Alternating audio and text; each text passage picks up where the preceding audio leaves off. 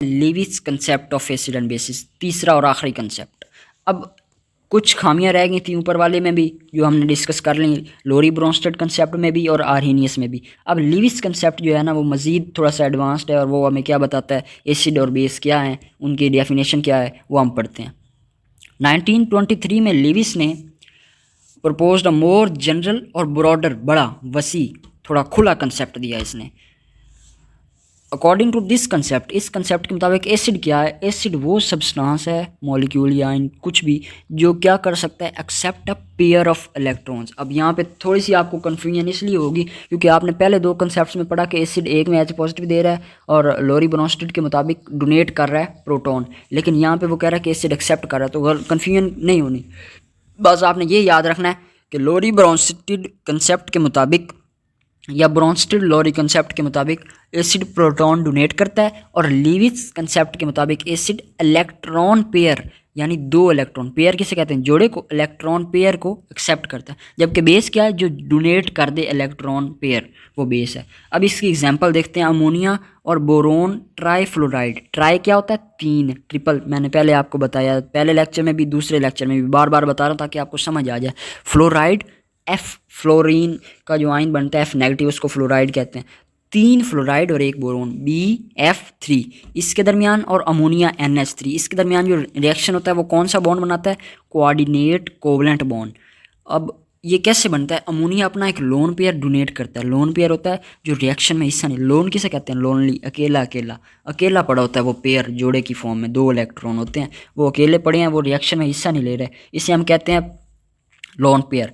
वो कह रहा है कि वो डोनेट करता है इलेक्ट्रॉन पेयर। इलेक्ट्रॉन पेयर ये है ना लोन पेयर, लोन हम इसलिए कहते हैं कि वो अकेला है लेकिन है तो electron pair he, of ammonia and accepting that electron pair bye boron trifluoride. अब ये देखो, कोई भी एटम उस वक्त अपना स्टेबल हम उसे कहते हैं जब वो बॉन्डिंग बना के अपने वेलेंस शेल में 8 या 2 इलेक्ट्रॉन ले ले, या उसके वेलेंस शेल में 2 इलेक्ट्रॉन होंगे या 8 होंगे तो वो होगा मोस्ट स्टेबल स्टेट।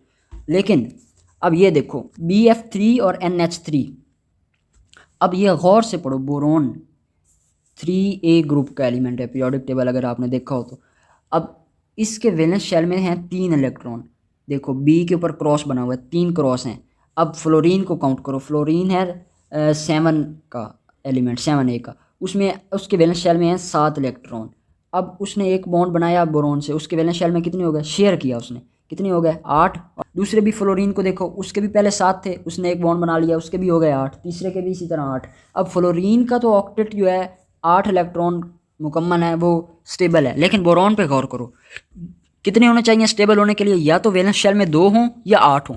बोरॉन को देखो, पहले उसके पास 3 थे, 3 और बॉन्ड बना लिया, अब उसके पास टोटल कितने हैं, ऊपर वाला सबसे पहले देखो एक क्रॉस और डॉट, 2, साइड पे भी 2 और नीचे भी 2, 6 हैं उसके पास, अभी भी 2 की कमी है, यानी बॉन्ड बनाने के बावजूद उसके पास 2 इलेक्ट्रॉन की कमी है, वो स्टेबल नहीं है, उसको 2 चाहिए। दूसरी तरफ आ जाओ अमोनिया की तरफ, अमोनिया में नाइट्रोजन के वैलेंस शेल में होते हैं 5 इलेक्ट्रॉन और हाइड्रोजन हमें पता है उसके पास एक ही होता है बेचारे के पास, तो वो 3 जब बॉन्ड बनाएगा तो उसके कितने 8 पूरे हो जाएंगे। क्रॉस देखो 5 और 3 डॉट भी उसने शेयर कर लिए, 8 उसके पूरे हो गए। लेकिन उसने बॉन्ड बनाए हैं 3, उसका जो साइड वाले 2 हैं ना, वो 2 क्रॉस आप देखो वो खाली है, यानी वो बॉन्डिंग में हिस्सा नहीं ले रहा है, लोन पेयर है या इलेक्ट्रॉन पेयर है। तो वो ऐसा करता है कि वो देखता है कि यार बेचारा बोरॉन, उसको भी 2 इलेक्ट्रॉन की ज़रूरत है और मेरे पास भी फालतू ही पड़े हैं, क्यों ना मैं उसे दे दूं, मेरी भी शेयरिंग हो जाएगी और वो बेचारा भी ले लेगा।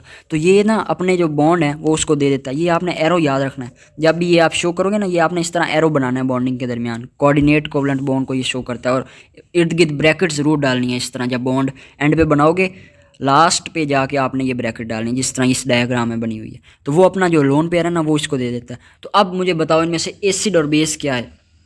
NH3 क्या होगा इसमें, जो अपना इलेक्ट्रॉन, हमें तो हम पहले दोनों में भी पढ़ के आए हैं ना कि लोरी ब्रोंस्टेड के मुताबिक भी NH3 अमोनिया क्या है, बेस है, क्योंकि वो क्या करती है, प्रोटॉन एक्सेप्ट कर लेती है, NH4 पॉजिटिव बना देती है। लेकिन यहाँ पे लेविस के मुताबिक भी वो बेस ही है, क्यों, क्योंकि वो अपना इलेक्ट्रॉन पेयर डोनेट कर रही है। जो इलेक्ट्रॉन पेयर डोनेट करता है वो क्या होती है, बेस, और जो इलेक्ट्रॉन पेयर एक्सेप्ट करता है वो क्या होता है, एसिड। किसके मुताबिक, लेविस कंसेप्ट के मुताबिक। ये याद रखनी बातें आपने।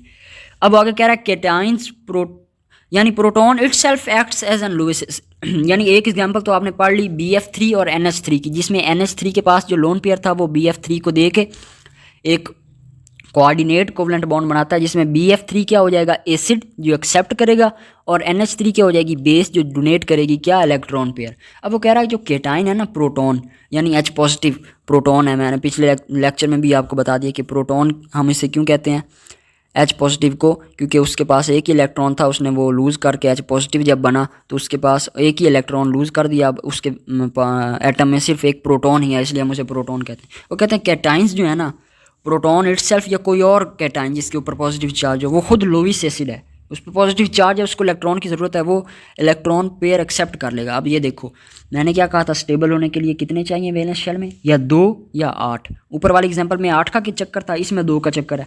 H पॉजिटिव है, उसके पास 0 इलेक्ट्रॉन है, कितने चाहिए बेचारे को, 2। और वही अमोनिया हमने ऊपर पढ़ा, उसके पास 2 फालतू हैं, वो उसको दे देगी, और NH3 और H के दरमियान बॉन्ड बन जाएगा NH4 पॉजिटिव, जिस तरह हमने पहले पढ़ा था NH4 पॉजिटिव बनता है, तो वो NH4 पॉजिटिव इस तरह बनता है कोऑर्डिनेट कोवलेंट बॉन्ड से।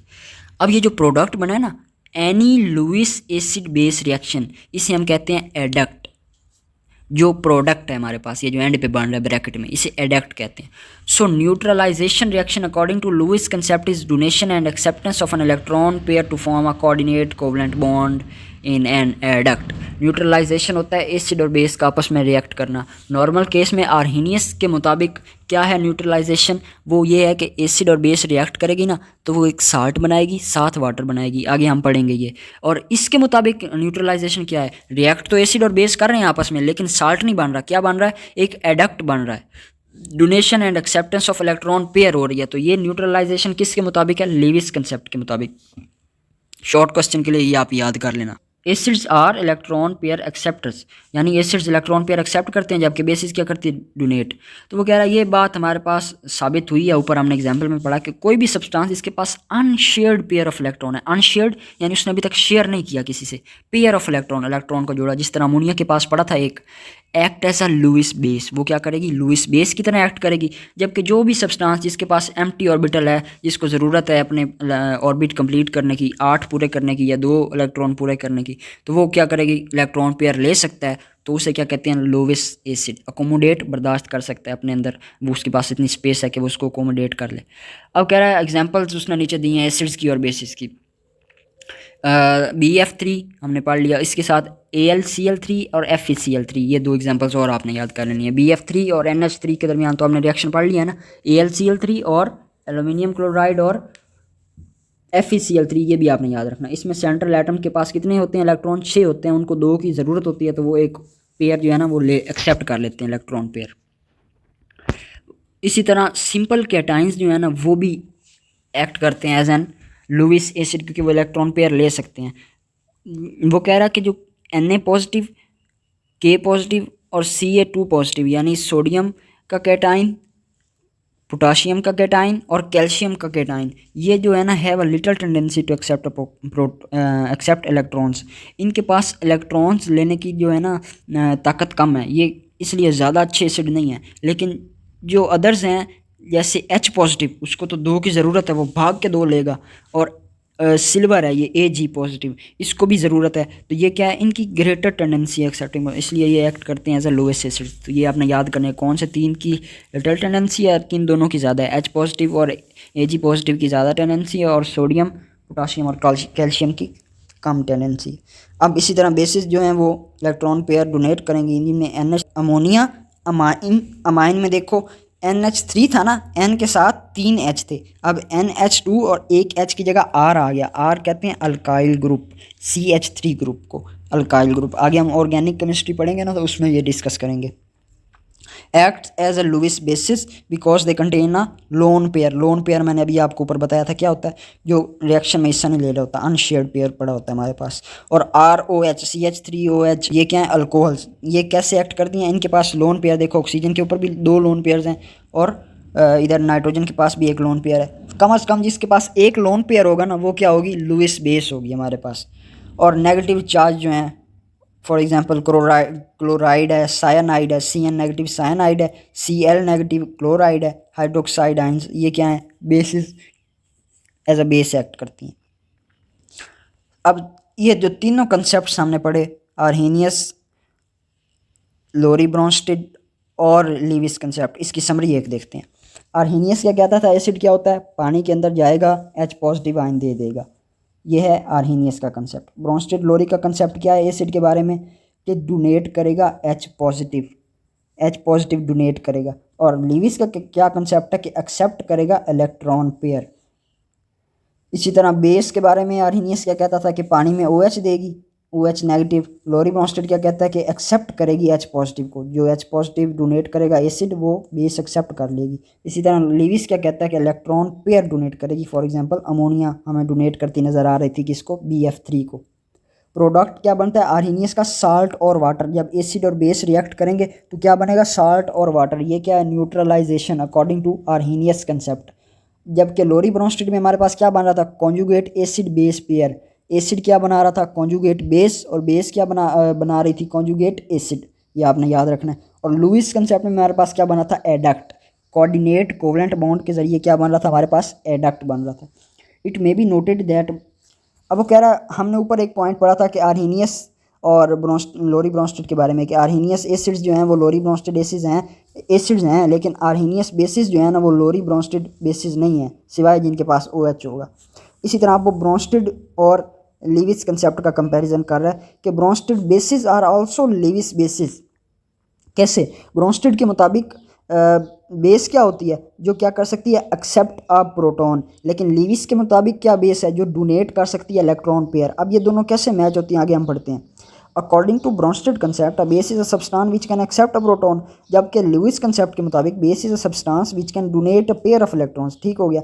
आगे वो कह रहा है लुईस बेस, क्योंकि वो इलेक्ट्रॉन पेयर डोनेट कर सकती है, कंटेन्स वन और मोर लोन पेयर, उसके पास लोन पेयर हैं, जब वो इलेक्ट्रॉन पेयर डोनेट कर सकती है। अगर उसके पास H पॉजिटिव आएगा तो वो प्रोटॉन भी तो एक्सेप्ट कर सकती है, जैसे NH3 और H पॉजिटिव का हमने देखा था। तो वो ब्रोंस्टेड लोरी कंसेप्ट पे भी पूरा उतर रहा था ना, कि H पॉजिटिव एक्सेप्ट भी कर रहा था।